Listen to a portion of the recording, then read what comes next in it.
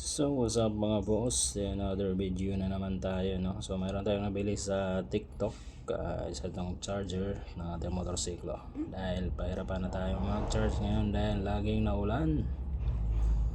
Ito ay waterproof lang naman, so kailangan nating i-unbox to kung anong laman ito sa loob, tama ba yung order natin.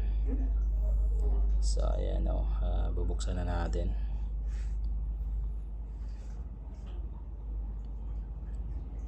Yan, yung tama guys. So ito yung laman talaga na in-order natin. So mayroon na siyang balancer, no? So kahit din na tayo maglagay ng relay, plug and play na lang to doon sa motor natin kasi may on and off na rin naman to.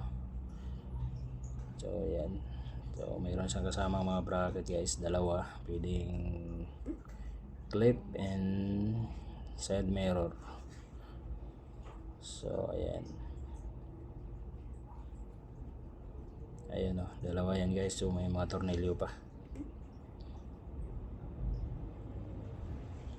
So ayan, kabit natin to ngayon para magamit na natin mamaya pagbiyahe natin.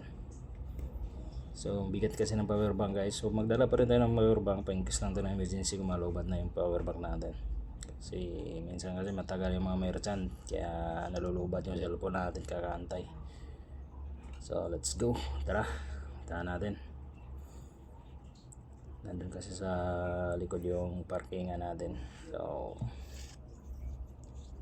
ayan,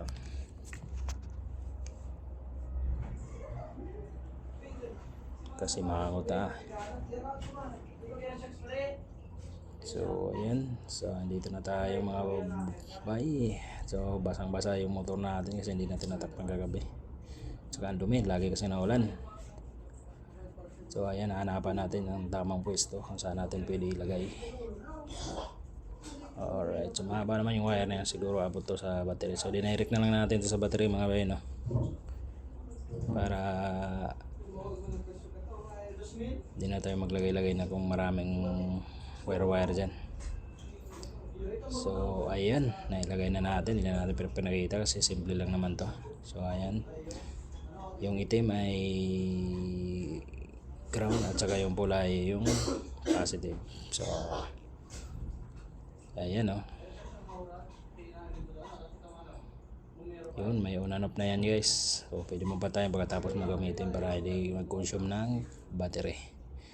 So ayan, so basic lang siya, madali lang siyang ikabit kahit hindi ka na pumunta sa mekaniko guys kung nagkakabit yan. So nagtatap-tap ko lang dyan.